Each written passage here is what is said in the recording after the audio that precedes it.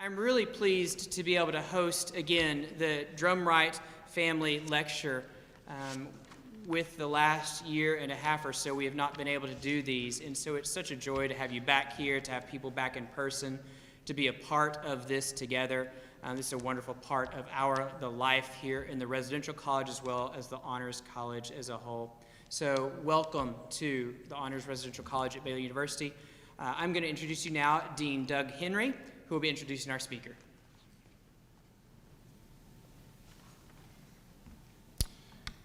Jason, thank you very much. Let me add my welcome to his. Having seen this lecture series and so many other things canceled during the last year of pandemic, it is easy, I think, to find ourselves abounding in gratitude for any opportunity to be together, but perhaps most of all, opportunities such as this, in which we can take up threads of important conversations that really do benefit from togetherness and proximity and personal conversation.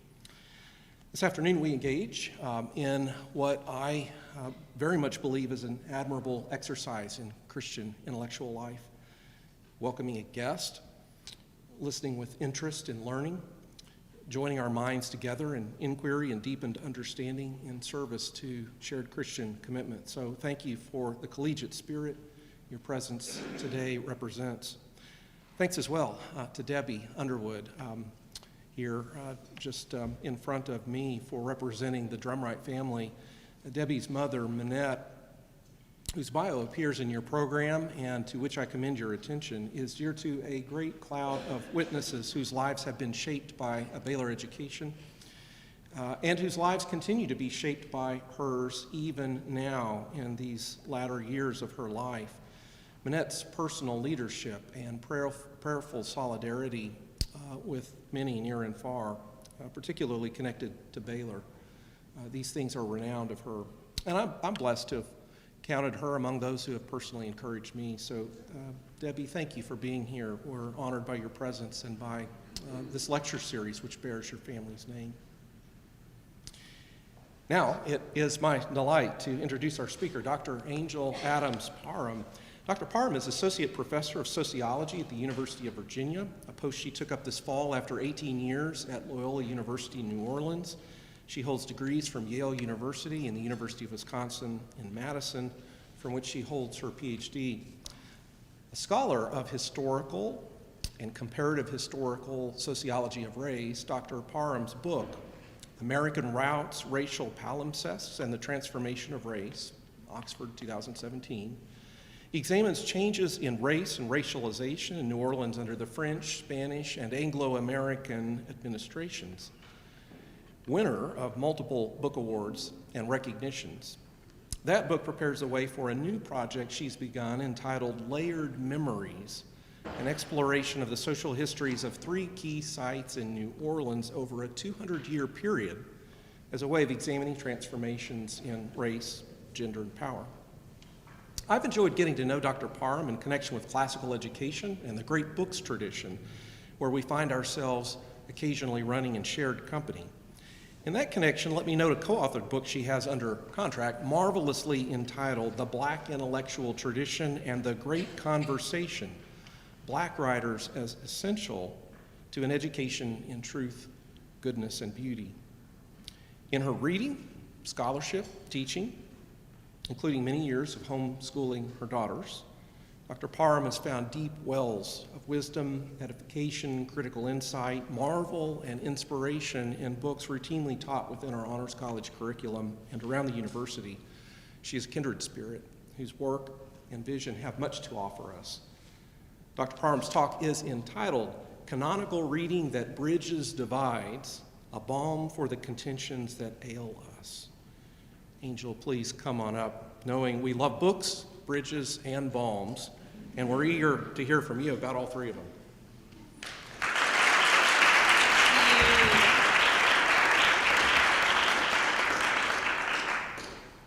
Thank you so much to Dean Henry for the invitation, to the Honors College for the invitation, and for receiving me here, to the Drumwright family. Thank you so very much. It is such an honor to be here with all of you.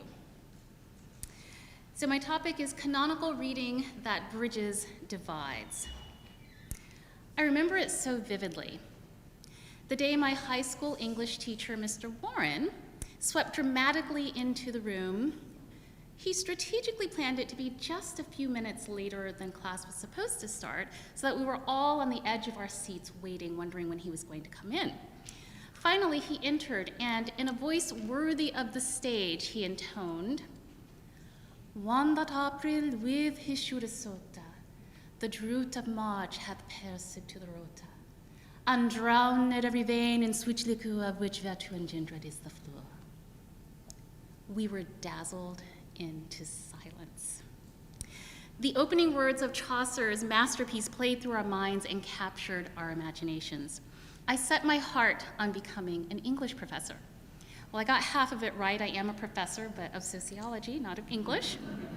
Nevertheless, what continues to be true is that I delight in the life of the mind and delight in losing myself in literature. I love the clever, mischievous nature of Shakespeare's plays. Dante has captured my heart, and Emily Dickinson's odd monastic life story and searing poetry brought me through the worst times of my awkward adolescent life. Several lines from her poetry continue to play through my mind. Among them, "There is no frigate like a book to take us lands away, nor any coursers like a page of prancing poetry. This traverse may the poorest take without a press of toll. How frugal is the chariot that bears the human soul." As a child and a young woman, I was always with a book. I couldn't have imagined not being with a book. Books enlivened my life, and as Dickinson attests, bore me away to many and sundry places and adventures. On the more somber side of Dickinson's oeuvre, another that I remember from my teenage years that stood out to me, the first day's night had come, and grateful that a thing so terrible had been endured, I told my soul to sing. She said her strings were snapped, her bow to atoms blown, and so to mend her gave me work until another morn. And then a day as huge as yesterday in pairs unrolled its horror in my face until it blocked my eyes. My brain begun to laugh. I mumbled like a fool, and though 'tis years ago that day, my brain keeps giggling still, and something's odd within. That person that I was and this one do not feel the same. Could it be madness, this? Many of us who have felt out of step with others around us, who have found refuge in books and in silence, can identify with feeling separate and apart, with struggling to feel that we fit in anywhere in a world that doesn't seem to understand us. I felt this a lot as a shy and awkward teenage girl, and Emily Dickinson was my anchor, the harbor I went back to again and again, to assure myself that I was not alone, that I was not indeed mad just because I was different. But had it been up to the teachers of today's upstart movement disrupt text, I might never have been introduced to these life-changing canonical writers. You see, since I was a young Black girl, they would say that my teachers did me a disservice, that they should have steered me instead toward writers who looked like me, rather than toward some distant European man like Chaucer from the Middle Ages. I don't disagree that all young people should be introduced to writers who share some of their background, but I have a hard time with the kinds of disrupt text sentiments I found on their website and Twitter feed. I offer some of the following for your consideration. This is from a Twitter feed calling on teachers to disrupt Shakespeare.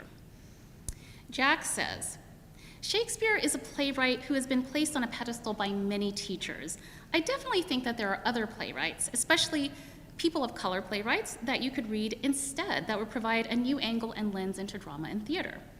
Dulce Marie says, "I don't know if the books representing my students even exist yet, but I won't empower my kids to write those books if I don't expose them to authors that look and sound like them. Shakespeare is not their heritage or their future." And Julia says, "I've had great experiences teaching Shakespeare in many different environments. But in my current environment, it is still teaching them to learn the language, myths, archetypes, and norms of a culture that is foreign to them." And Lorena, "I want to offer what to read instead of Shakespeare. Trust me, your kids will be fine if they don't read him. We have got to do better. We have to critically intervene in a way that challenges and changes. Then, amid all of these voices of disruption rises one lonely voice.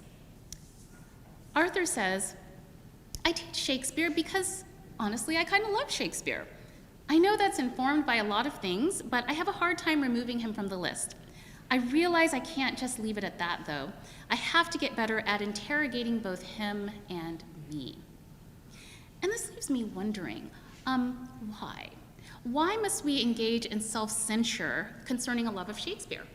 Why not simply enjoy and delight in his genius? Similarly, why must the counsel be to replace Shakespeare rather than to teach him in dialogue with other writers? These textual disruptions show clearly that we're at the center of a cultural firestorm and a demand for social justice. The historically marginalized demand to come to the center, those laid low begin to stand. And there's nothing inherently wrong with these impulses. There's nothing wrong with desiring justice. There is indeed the mark of the prophetic in calls for change and cries that demand justice for civilians beaten down or shot down in the streets. There's cause for mourning and frustration at yet another generation of children living in poverty.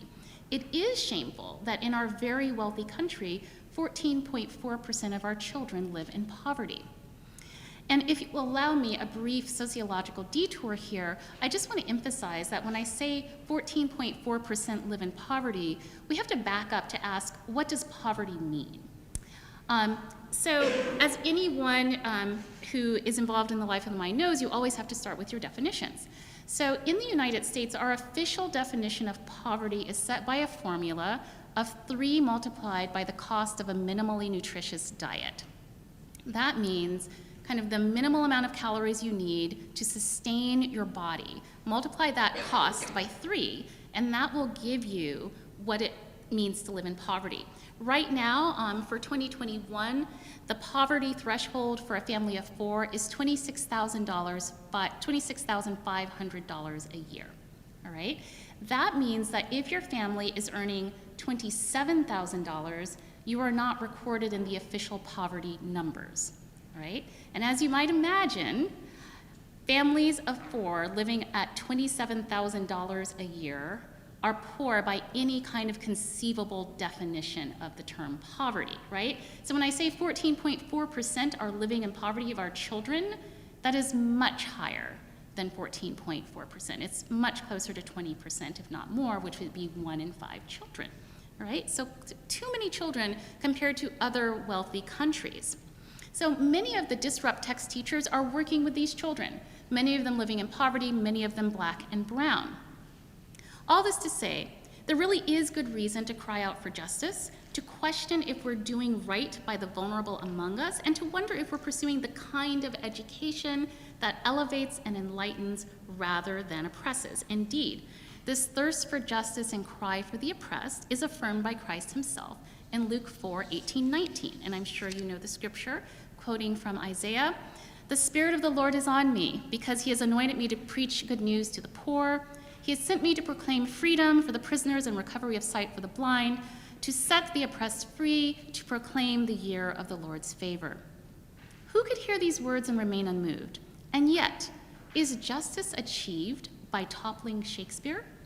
Would I really have been better off deprived of Chaucer's enchanting poetry and Emily Dickinson's intense and revelatory poetry, all because they're not Black? I've worked with the children who are central to the concerns of disrupt text teachers. I lived with them on the same block, down the street. For 12 of the 18 years that we were in New Orleans, I raised my own children in a neighborhood yearning for hope and too often stricken by violence. I went to church with these children and their parents and worked with them in many ways to try to make their lives better and to make some part of what they were doing elevate them out of their circumstances. And yet I did this by introducing the classics rather than by withholding them. So for example, we read the Odyssey and at the same time studied Romare Bearden's brilliant artistic series called The Black Odyssey. We read Greek mythology and at the same time reimagined the gods and goddesses as Black and brown because they often change their shape in the mythology. The children wrote their own poetry in response to the myths and took delight in that poetry book that resulted from it. And we read the Iliad, while at the same time adapting the story to the form of rhymed couplets set to rap beats. In other words, we braided together the classics with the African American tradition to beautiful effect. And in all of this, we studied and contemplated scripture, filling the children's minds and hearts with what is good and true, and encouraging them in the faith. In doing this work with the kids, I followed the model of C.S. Lewis in The Abolition of Man. In this great work, Lewis confronts the 20th century counterparts of disrupt text educators, who downplayed the importance of study for the purposes of discerning what is true, good, and beautiful. Lewis sees the danger here, knowing that once we decenter truth, once we let go of the idea that some texts and ideas are better to contemplate than others, we're on the road to destruction, on the road to what he calls the abolition of man. So in order to counter that tendency, he advocates working within the tradition to bring about needed change, rather than gutting the tradition itself. And as he develops the argument, Lewis responds to two representative educational detractors whom he renames Gaius and Titius. And he says, Gaius and Titius, while teaching the student nothing about letters, have cut out of his soul, long before he is old enough to choose, the possibility of having certain experiences which thinkers of more authority than they have held to be generous, fruitful, and humane. Another little portion of the human heritage has been quietly taken from them before they were old enough to understand. Rather than do this, Lewis advises teachers like Gaius and Titius to better understand and appreciate the tradition they are so intent on undermining. While changes will inevitably be necessary, Lewis writes, the tradition itself is open to organic change that works from within. So similarly, I would argue that while it is true that the teaching of great texts can be done in a way that is ossified, it can be done in a way that shuts out historically marginalized voices. It does not have to be that way. So the problem, I think, is not the desire for justice on the part of teachers like those in Disrupt Text and many others who demand that the classics be pushed aside. The problem, rather, is a narrow reading of the canon. The problem is an ignorance of history, and the problem is a lack of imagination. Fortunately for us, each of those things can be addressed. Indeed, I believe that each of them is more than adequately addressed when we look back to the history, some of the untold stories that we don't always highlight when we are studying the classics. And this is why I love to do historical work. The benefit of studying history closely and carefully is that we learn that our way is not the only way. We learn about old models for living that once abounded with promise, that were forgotten or abandoned. And when we learn these things, our horizons open up and our imaginations are kindled or rekindled. So the metaphors that I use to think about this and do this are the crossroads, looking at historical and cultural crossroads, and conversations, looking at conversations between differently situated kinds of people. And it's by visiting these crossroads and by having these conversations that I think we can reclaim and find ways to have these conversations that address many of the things that Disrupt Text teachers are concerned about. So I'm gonna go back, I'm gonna invite you to come back with me to the ancient world to look at some of these canonical writings in a way that's perhaps different than the way that we are used to doing them. So the first thing we're going to do is to start with Homer. So this is a map. It was put together in the late 19th century by the makers of an atlas who were reading classical literature very closely and who recreated what would a map have looked like if Homer had drawn a map. What was his life like? And in the part that is in light red, that is the part that is more central to his life. But what you'll note there at the bottom is Ethiopia. It says Ethiops. You'll see Libya, and you'll see Egypt as well. It says Egyptus, right? And you see Ethiopia all the way across the bottom, right? Because this was very much present in the thinking of Homer, and the Ethiopians find their way into the epics, right? And so maps can be very, very helpful and very revealing in terms of thinking about what was the world according to these ancient writers. It was not this hermetically sealed, off to the side, but it was very much a cultural crossroads. And when we look at the Odyssey, for instance, in Book 1, so as Odysseus is struggling to get his way back after years of exile, and the gods are meeting to figure out what to do about the predicament he's gotten himself into, we find the Ethiopians, all right? And so I'm going to read from Pope's translation, just a few passages. Now at their native realms the Greeks arrived, all who the war of 10 long years survived, and scaped the perils of the gulfy main, Ulysses, soul of all the victor train, an exile from his dear paternal coast, deplored his absent queen and empire lost. Calypso in her caves constrained his stay with sweet, reluctant, amorous delay. In vain, for now the circling years disclose the day predestined to reward his woes. At length his Ithaca is given by fate, where yet new labors his arrival wait. At length their rage the hostile powers restrain, all but the ruthless monarch of the main. But now the god remote, a heavenly guest, in Ethiopia graced the genial fest. A race divided whom with sloping rays the rising and descending sun surveys. There, on the world's extremest verge, revered, with hecatombs and prayer and pomp preferred, distant he lay, while in the bright abodes of high Olympus Jove convened the gods. So when he talks there about the ruthless monarch of the main is the sea. So he's talking about Poseidon. Poseidon is the one that Odysseus is on the wrong side of. But Poseidon, when the gods are gathering, is with the Ethiopians. Right? Now, when in classic literature you see this reference to Ethiopians, this is not the same necessarily as people in the modern-day country of Ethiopia. So they are talking about dark-skinned Africans, but they could be from different places other than modern-day Ethiopia.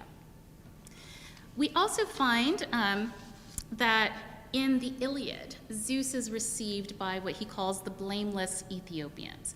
And just to give kind of a larger context for how Ethiopians in Ethiopia were seen in much classic literature, I love this piece, Feasting with Ethiopians, Life on the Fringe, by Bonnie McLaughlin, where she describes it. She says, in classical literature, the picture of Ethiopia as idyllic as a land of plenty begins with Homer. In the Odyssey, Menelaus describes the treasures of gold, amber, and ivory, which he had picked up while visiting the Ethiopians. Homer's gods go to the Ethiopians when they want to eat well, feasting and banqueting on hecatombs. Iris turns down a banquet with the winds to set off for the Ethiopians who lay on hecatombs for immortals. Poseidon tucks into a hecatomb of bulls and sheep in the halls of the Ethiopians. Zeus himself departs for a feast with the Ethiopians and is followed by the other gods. So we see that there is this sense of Ethiopia as being this land of plenty, of beauty. There is not in the ancient world at this time this kind of hierarchy of color-based race that we are so accustomed to today. And as a scholar of race, I think that's so important for us to go back to a time when that was not the case. You know, when there was a different kind of conception of people with dark skin. So I want to go now to compare this map of Homer with one of Herodotus. All right, so here you've got that map of Homer that we were just looking at, and then next to it you have one of Herodotus. A lot of similarities, but what you'll notice in the map of Herodotus, which is from about 440 BC, is the world has expanded, right? Okay, so now you still have the Ethiopians, you still have Libya, but now to the east you've got India here, you've got Arabia that did not show up before. If you look here, the boundary is the Ethiopians, right? So we have now a larger world with more and more diverse peoples from the east who are being incorporated into Herodotus's understanding of the world.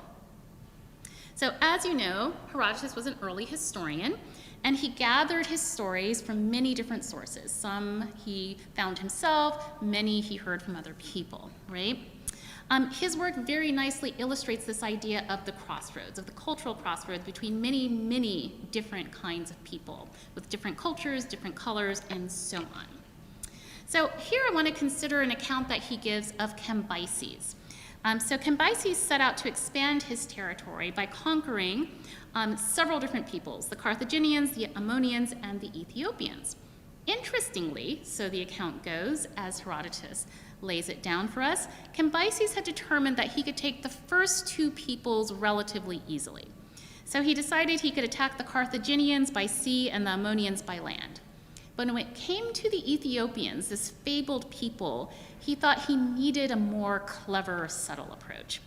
And so what he did instead was to recruit this group called the Fish Eaters. And he gave the Fish Eaters gifts, and he said, I want you to go to the king of the Ethiopians, and I want you to tell him that you're coming in friendship. I want to be his friend.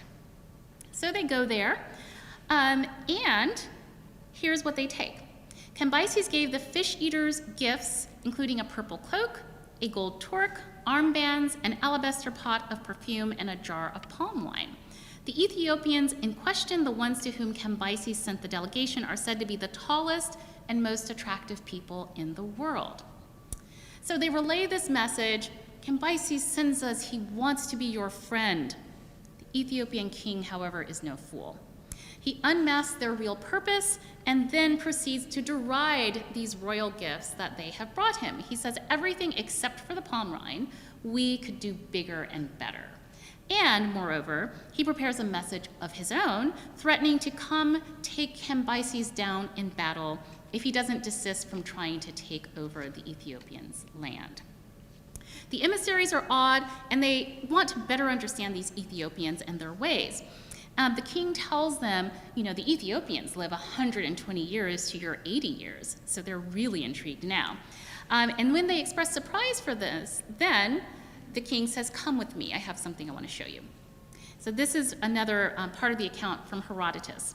The king took them to a spring whose water made anyone washing in it more sleek, as if it had been olive oil, and which gave off a scent like violets.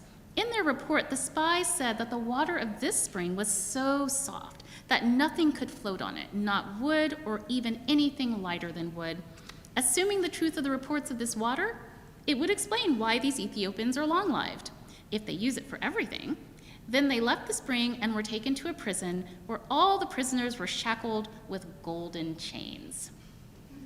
Of course, this story is fantastical, and many times Herodotus himself will say, I don't know if it was true.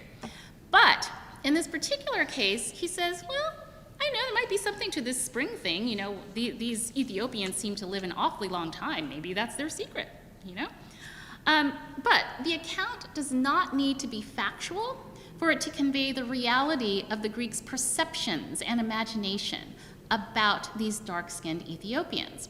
Far from assuming that they were ugly or unworthy because they were dark, the starting assumption was that they were nearly superhuman and that they lived in a place overflowing with wealth and plenty.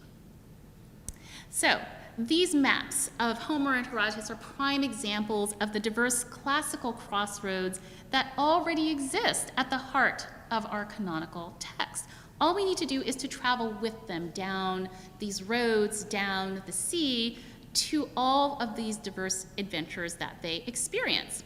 And then once we've arrived at a new place, we can deepen our understanding of that place by studying its history and culture as well, so we understand better about who were these various peoples that Herodotus was writing about. So I want to shift now away from Homer and Herodotus, and we're going to go to the east, all right? And to the 8th century and the emergence of Arabic language science, which unfolded in close dialogue with Greek classics. And this, again, is where the importance of historical study is so indispensable for us to addressing some of the problems that I identified earlier: a narrow reading of the canon, historical ignorance, and a lack of imagination. Now, when I say historical ignorance, I don't mean to say this in a pejorative or insulting way, because I'm talking about my own ignorance as well. Somehow, the 700 years of intensive dialogue between Islamic and Western traditions and scholars is something that completely passed me by until relatively recently. It's only been in the last few years that I've come to realize the enormity of that exchange and how important it's been. But that kind of ignorance, my own as well as many other people's ignorance, comes because of a particular way of telling the story, of studying the canon, of reading the canon, and certain aspects of the conversation that have just not been explored very much. So, very funny story here. Perhaps I had heard something about this period of Arabic science before, and it somehow went in one ear and out the other, but it really stuck with me when I went on a ride at Disney's Epcot Center, of all places. All right, so there is a ride called Spaceship Earth. And if you go onto Spaceship Earth, you get into this little car, it's completely dark, and then you are whisked away on a 15-minute ride across time. And it is across time to tell you more about human communication and changes in human communication and learning. So we are at the point of the Roman Empire. And then here is an excerpt from the script. So this is, envision this with me. So there's a Greek scholar speaking Greek. The narrator says, with the lessons learned from the Greeks, the Romans create a powerful empire. To move their armies around, they build a system of roads all over the known world. Roman merchants speaking Latin. But then we hit a roadblock. Rome falls, and the great library of Alexandria in Egypt is burned. Much of our learning is destroyed, lost forever, or so we think. 3 men speaking Arabic. It turns out there are copies of some of these books in the libraries of the Middle East, being watched over by Arab and Jewish scholars. The books are saved, and with them are dreams of the future. So we're going on our way, and I say, wait, what? I turn around and I look at these scholars. They have these 3 scholars who are bent over their books very studiously. And I say, wait, why haven't I heard anything about this? You know, how I've been part of these classical education circles for many years at this point, and somehow I did not realize that all of this had been going on. And so how could this be? So I started to do more reading. I started to try to understand it. So I am still in the process of reading and understanding it, and it's quite a story. And again, a story that we don't often get. So one of the early key scholars of this Arabic science movement was Farabi. He was a philosopher who sought to bring together the wisdom of the Greek philosophers with the teachings of Islam.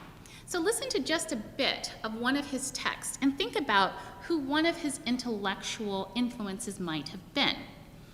This is his writing called On the Perfect State. Felicity is not attainable in every city. The city in which people aim through association at cooperating for the things by which felicity in its real and true sense can be attained is the excellent city. And the society in which there is cooperation to acquire felicity is the excellent society. The excellent city resembles the perfect and healthy body, all of whose limbs cooperate to make the life of the animal perfect and to preserve it in this state. Does any of this sound familiar at all? If you're thinking of Plato's Republic, you would be correct, because Plato's Republic was a major influence on Farabi. And in fact, what he was doing was trying to apply some of the lessons of Plato to his particular situation and to the faith of Islam in terms of governing a society. So he is taking those lessons in his own cultural context, trying to make sense of them. So that's just one very, very small example of a whole flourishing movement. There was massive investment of a lot of money to translate these Greek texts into Arabic. Great cooperation amongst very different kinds of scholars over literally hundreds of years. And then Western thinkers began to also draw on those Arabic philosophers as well.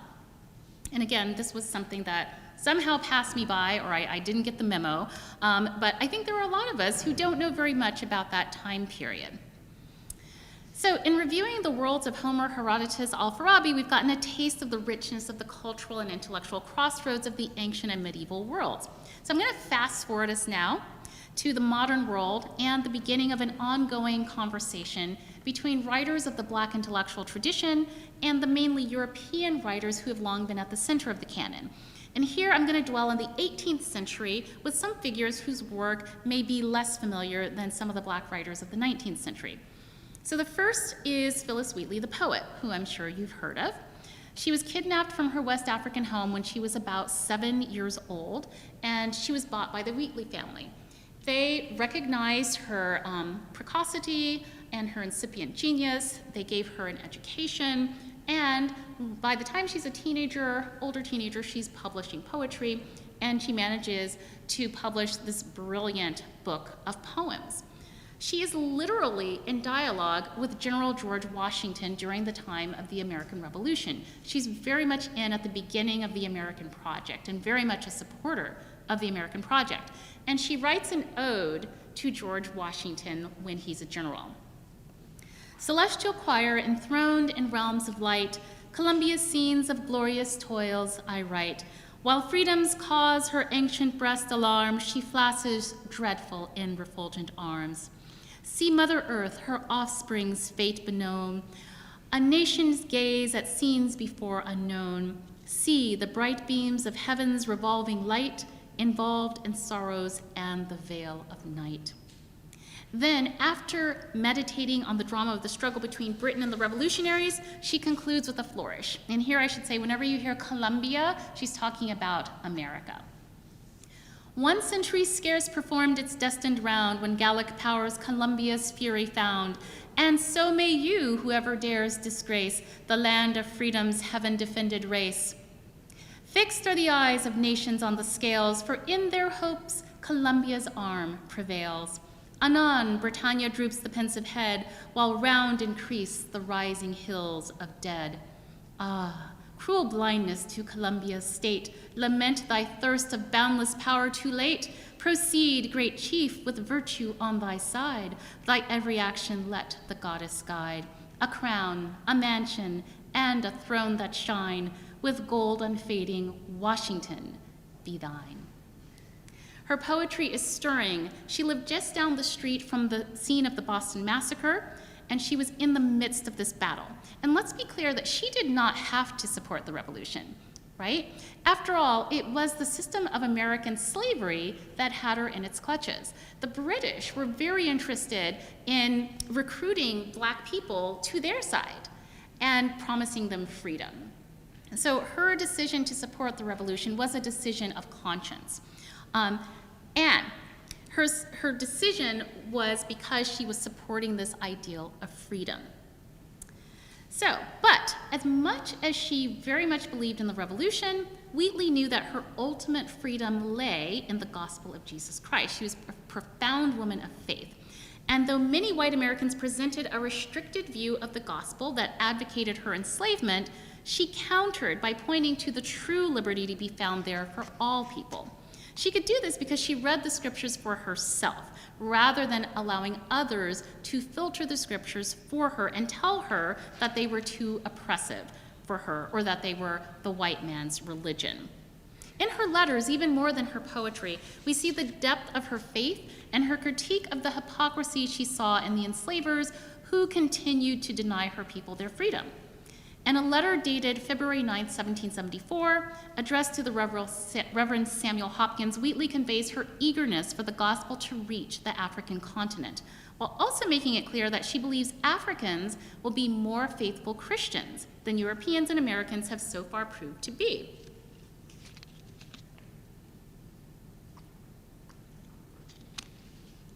She writes here, "Methinks, Reverend Sir, this is the beginning of that happy period foretold by the prophets, when all shall know the Lord from the least to the greatest, and that without the assistance of human art of eloquence. My heart expands with sympathetic joy to see at distant time the thick cloud of ignorance dispersing from the face of my benighted country. Europe and America have long been fed with the heavenly provision, and I fear they loathe it, while Africa is perishing with a spiritual famine. Oh, that they could partake of the crumbs, the precious crumbs which fall from the table of these distinguished children of the kingdom. Their minds are unprejudiced against the truth, therefore 'tis to be hoped they would receive it with their whole heart. I hope that which the divine royal psalmist says by inspiration is now on the point of being accomplished, namely, Ethiopia shall soon stretch forth her hands unto God." She draws very clearly here on the story of the rich man and Lazarus from Luke 16:19 through 31, noting that her African brothers and sisters, if they could just have the crumbs of the gospel that fell from the groaning tables of white Christians, they would be filled and empowered to do even more and greater things than those who had taken the gospel for granted for so long. We see in her support of the revolution and her insistence on the power of the fully liberating message of the gospel that Phyllis Wheatley wanted very much to be part of the great conversation, and she succeeded in taking part in it.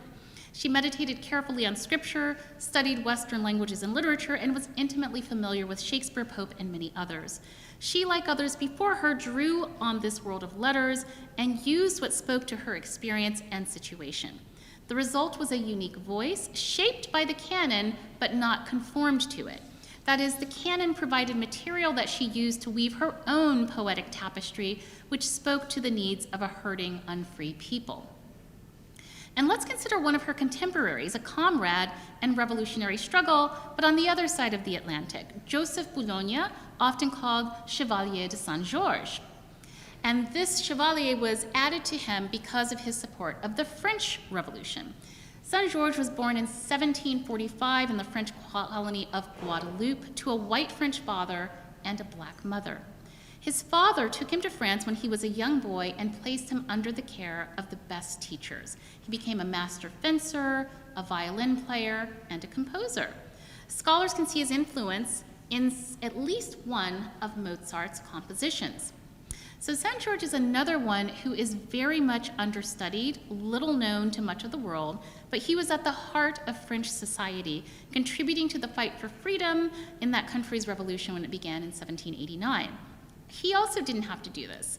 He was extremely successful. He was at the heights of French society with his violin playing and his wonderful compositions, but he wanted to support the struggle for freedom in France. So whatever we may think of the extremes of the French Revolution, Saint-Georges is part of this larger conversation over the meaning of freedom and how to achieve it, a conversation that we're still having to this day. And for those of us who are musical, whether we love to listen, to play, or both, extend your thinking about the canon to musical conversations. Imagine studying Mozart together with Chevalier de Saint-Georges. They were contemporaries, and as I said, there's evidence that Mozart was influenced by Saint-Georges. So consider, for instance, this is a piece from the New York Times, an article from last year reflecting specifically on this relationship between Saint-Georges and Mozart. So Marcos Balter writes the following. In 1778, Mozart traveled to Paris, staying from March to September and briefly under the same roof as Boulogne, hosted by Count Sickingen. It is implausible, to say the least, that Mozart did not hear Boulogne's music, this is the same as Chevalier de Saint-Georges, during this period. Intriguingly, Mozart's first composition after his return to Austria was his Symphonie Concertante in E-flat. And in an article published in 1990, the Black music research journal Gabriel Barnat points to the remarkable similarities between an excerpt from a Boulogne violin concerto from 1777 and a passage from Mozart's K364 from the following year. The gesture in question recurs in Bologna's solo string writing, a difficult sequence climbing to the highest register of the instrument, immediately followed by a dramatic dip. Neither had ever appeared in Mozart's work until this presto. So thus, listening to and learning about both Saint-Georges and Mozart together makes good sense and demonstrates for us the power of musical conversations across race within the musical canon. This kind of conversation has special meaning to me because I have played the cello for a very long time, and I love classical music. And now, most recently, in addition to playing the modern cello, the cello that you all know and love, I hope, so well, I have the privilege of learning the Baroque cello, which is a very, very different instrument. And so it's a particular personal interest to me to discover and rediscover people like Chevalier de Saint-Georges and the influence that they had on well-known composers. But even as I listen to and play classical music on classical and Baroque instruments, I also greatly appreciate the ways my Black brothers and sisters have used these same instruments to create music which speaks to the heart of the African American experience. So I think here specifically of the work of Regina Carter. She is an African American violinist who plays jazz and blues on the violin, and it is just absolutely riveting. I think also of jazz itself, which is its own kind of cultural crossroads between European and African American traditions. This all brings me back to where we began, with Chaucer, Shakespeare, Dickinson, and the current concerns by some people that they are not my heritage and not my concern. In light of all that we've been exploring, I see a stunning lack of imagination in this way of thinking. What if instead of oppression in Shakespeare and other canonical writers, we see the beauty, creativity, and excellence that comes in dwelling at the cultural and intellectual crossroads? And what if instead of finding ways to take writers off of our list, we find ways to bring them into conversation? And here we come back to C.S. Lewis's model for learning and abolition of man, where he argues for the importance of tradition, the centrality of canonical works, in helping us to better understand what it means to be human. In this small but powerful book, Lewis looks to the whole of human history and culture in order to glean truth, goodness, and beauty wherever it may lay. He does acknowledge some concerns that doing this might expose us to error.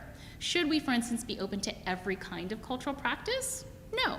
So what he says is, if we lump together, as I have done, the traditional moralities of East and West, the Christian, the pagan, and the Jew, shall we not find many contradictions and some absurdities? I admit all this. Some criticism, some removal of contradictions is required. But there are two very different kinds of criticism. It is the difference between alteration from within and alteration from without, between the organic and the surgical. Detractors of the canon wield their scalpels liberally and urge us to slice away. Lewis, on the other hand, urges us to work within the tradition in a way that allows for organic change. And as Christians, we know that the scriptures operate as the master lens through which we consider various cultural offerings so that we avoid accepting everything under the sun without regard to whether it is virtuous or vicious. With this assurance, we may read everything and converse with a wide variety of interlocutors without fearing that we will be swept here and there by the fashions of the day.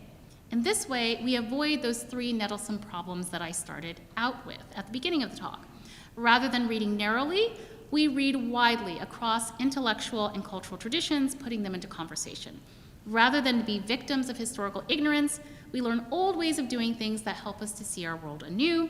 And rather than living in a dull world of gray monotony, we allow our imagination to be kindled by the true, good, and beautiful nestled in many places, peoples, and texts. With the world laid out before us as a banquet, let us enjoy. Thank you.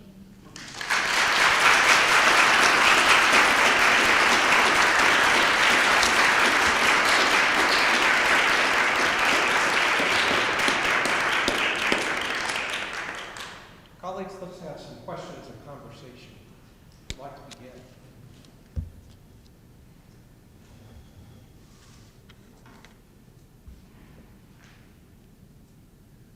It's hard to hear you when you speak all at once. Yeah, please. Thank you for the wonderful lecture. I wonder if you've had many conversations with the Disrupt text folks and how they responded, if you have, how they responded to your sort of concerns and your arguments.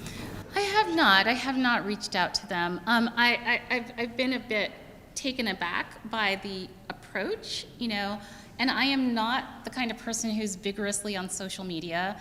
So it's just not, if I happen to run into a Disrupt text adherent, I'd be more than happy to engage them in conversation. But from what I can see, there's just a sense that this canonical literature is just not important. Full stop, it's just not important. There are other, and the criteria for importance has to do with how closely the author matches the students that they're teaching. So I'm not even sure where to begin the conversation. I would be curious to see how they might respond to some of what I've said here. But the kind of the whole approach is one that assumes that because the writers are largely white and male, they are then inherently oppressive.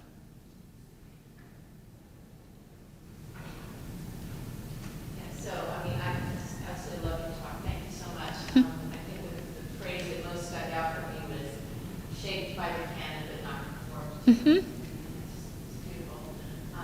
I guess just to maybe following up a little on my colleague's question here, I mean, have you been ever like attacked? Has anybody sort of taken you on and said, well, no, this approach is, you know, you're participating in, I don't know, white supremacy or anything like that?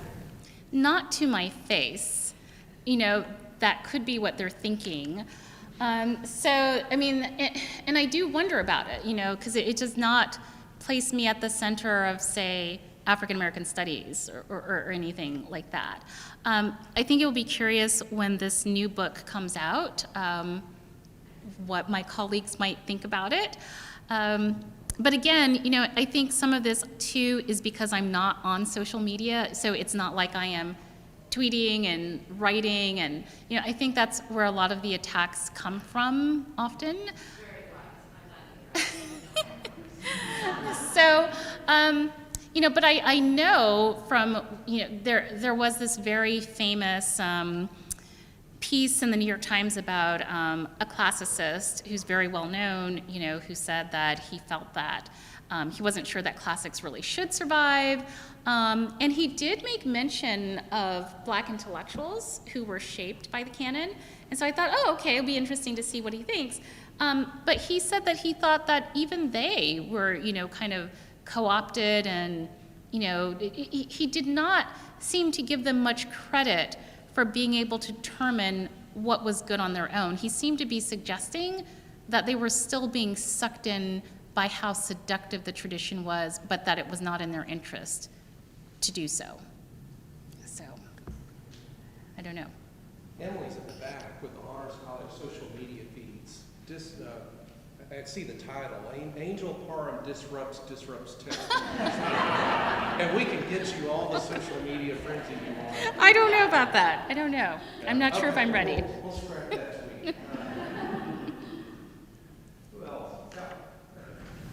For what you study is definitely a unique place within sociology, and I wonder, what do you think the great text tradition can say to sociology and inform what we should be studying in sociology? I think it has quite a lot to say, and this is where, you know, I talked about lost histories. So sociologists, I mean, I've been studying sociology since I was 18 or 19. It's been a very long time. So they start usually in the 19th century, all right? The founders of sociology are in the 19th century. The problem is that those founders were classically educated and were responding to these debates from classical antiquity through the Middle Ages and early modernity. But then sociologists today jump into the conversation in the mid to late 19th century.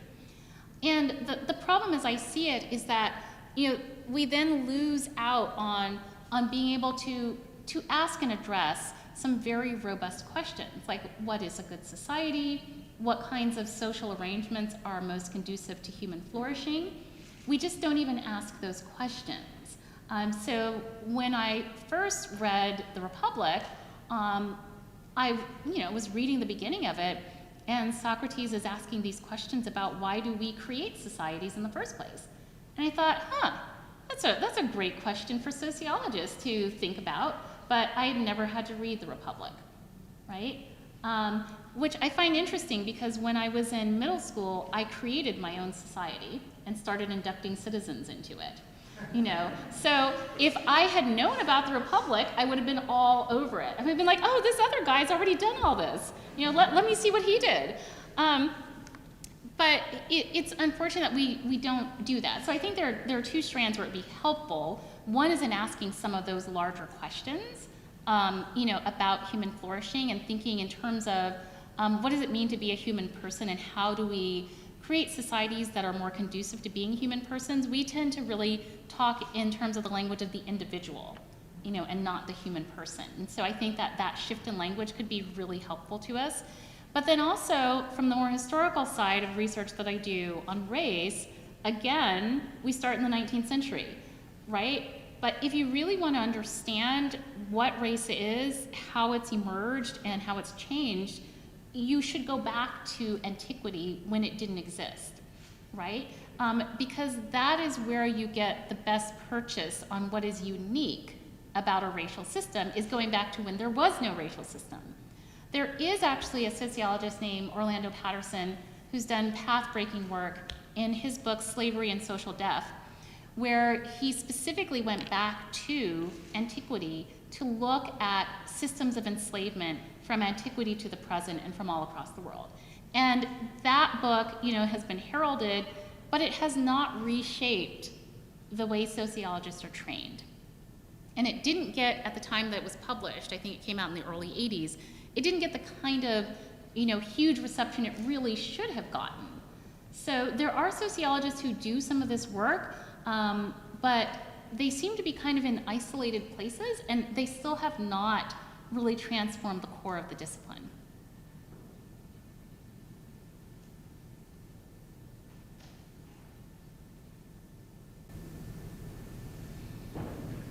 Thank you for the talk. I know you're active in the classical learning movement. What kind of receptivity do you find there toward the kind of reading you're giving today that bridges the divide and invites the Black intellectual tradition into, say, the heart of the main issues in classical education? So it really depends. There are some aspects of the classical movement that are very, very excited to hear this and who've been very hungry for it. And there are others who seem to be extremely comfortable where they are and really aren't very interested in any kind of change. So it really just depends on who it is. Happily for me, Classical Academic Press is very open, and so they're publishing this book next year that I've co-authored with Anika Prather. And Classical Academic Press has a pretty large following of many classical educators, homeschoolers, teachers, and so on. So I'm hopeful that with the kind of influence that they have, there will be a lot of people who are exposed to these ideas. I've been able to work with classical teachers teaching at classical schools, doing some trainings with them, some seminars with them. But of course, many of them are self-selected, so I'm getting the people who are already open. I don't know about those who are not coming. One of the major obstacles that I usually hear to what I'm talking about is, well, we have a limited amount of time. We are already trying to get through the list we already have. How are we going to make room for yet more writers? To which my response is, well, it depends on what our main goal is. If our main goal is to make our way through a list, then by all means, do not change anything. But if our main goal is to help our students to understand and to pursue truth, goodness, and beauty, then we might need to make some room and make a few changes, because I really do think that this wider reading is important to cultivating truth, goodness, and beauty. When you are systematically keeping out parts of the story, I don't think that is conducive to that particular goal. But if your goal is marching through the list, then march through the list. So I guess that's how I think about it. You would have to make some changes, but I do think that there's a very big payoff to making those changes. And then from a purely pragmatic viewpoint, even if none of that were compelling, given the kinds of political attacks that classical education is subject to today, it would be in the best interest of classical educators to listen to what I'm saying. Even if they really didn't care, it would help them out so that they had an answer for the disrupt text people, right? So I think even if it's just from self-preservation, it could be helpful to listen to what I'm saying. Yes? Thank you for your talk. Kind of as a follow-up to that, who do you think is best poised to address these issues and to start bridging these divides in chronicle reading? Do you think it needs to start at that level of classical education, or that it should be at the university level? Who do you think is best poised to start these conversations? I mean, my vision of the world, you know, if I had a wand and I was allowed to be in charge, which could be dangerous, but my vision of the world is everyone would have a classical education starting in elementary school. But it would be the kind of classical education that is more along the lines of what I'm talking about, right? And so the kinds of critiques that Disrupt Text is making would not apply, because we would be bringing in many different diverse histories and cultures, but we would also be keeping the heart of the canon. I think the issue of time and limited time is addressed to a great degree when you start in kindergarten, you know, and then you've got 13 years, K through 12, to do incredible amounts of material. So I think we should really start in kindergarten. And that by the time young students get to college, they've already had a robust classical education. I think they should continue that in some form in college, as well as doing more specialized study. But I think by the time you get to the university, it's so late, you know, and people have already been shaped in a very different way. Also, in the work that I've done with classical teachers at classical schools, I focus quite a lot on historical education, reading primary documents, looking at issues of race and inequality, but through primary documents. And when I think about the polarization that we've got right now around issues of race and history, and you know, think about statues and the 1619 Project, I mean, so many historical controversies that are really fighting for the heart of what it means to be American. You know, is the heart of the American project essentially racist? Is it essentially freedom for all people? That whole discussion benefits so much from going back to look at original founding documents, to look at writers from the Black intellectual tradition who've had this whole debate already. You know, like, you can go back and read it, right? You know, and learn something wise from that rather than rehashing the same thing over and over. Frederick Douglass himself changed his view on the Constitution. He started out by thinking the Constitution was pro-slavery, and then as a result of a lot of dialogue, came around to seeing that it really built in the seeds of freedom for everyone. You know, I think many of us could benefit from doing that kind of reading and from looking at why did he change his mind, and going back to read writers like that and to look at the founding documents. One last question. I'm wondering how, you know, students are very quick to notice problems in texts, and I think it's important to have those conversations. So what are some things you have found helpful in balancing a critical reading of text with a generous reading of the text, so that students are still able to love these texts while engaging with the inequities and problems? Oh, absolutely. Yeah. So I guess one of the approaches that I often take is, you know, for instance, reading Thomas Jefferson, Notes on the State of Virginia, which has some very unfortunate things to say about people of African descent, right?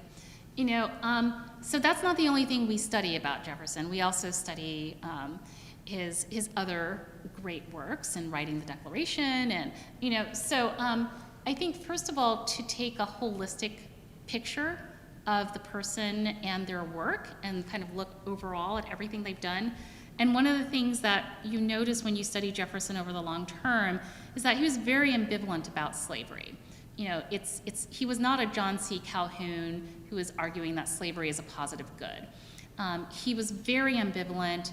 He said something to the effect that he trembled when he thought about how God would view them for enslaving people, but he definitely was racist. You know, there is just no way around it.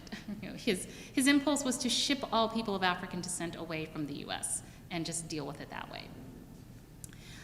So part of what I ask people to do is first have that holistic reading, but then second, to think about to what extent are we perhaps the victims of our own blindness today? What are the things that we are not seeing that people 100 or 200 years from now are going to say, what hypocrites they were? They, said that they were people for justice, and yet they relied on all of this clothing from sweatshops, which could be said about just about any of us, unless you are making most of your own clothes, right? So I always try to bring it back to that. That doesn't excuse, things that are egregious or problematic, but I always say, what is it that maybe we are also overlooking? But also, you can't just throw out a whole body of work because some parts of it are problematic. And I do think it's still possible to celebrate the good parts of that work and their good contributions. I mean, I teach at UVA, so I'm hardly going to walk around ornery about Thomas Jefferson all the time, right? It's a beautiful campus, it's a beautiful vision, I love it. I think it's unfortunate that he had the views that he had in some cases. But I also see that he was a very torn man. And I think that also makes me think about, what are the issues that I'm torn about today, that someone could look later and say, yeah, she was really just a hypocrite. I would hope that would not be the final judgment. And I think it helps us to think through, how do we make sense of thorny issues of our time? How do we try to live with greater integrity? And that's part of what you get out of studying history. You get to see how other people did it and did a good job or a bad job. And now it's your turn to try to do the best that you can in learning from the lessons of the past. It's a fantastic word on which to end. You have done those things for us, Angel. Join me in thanking.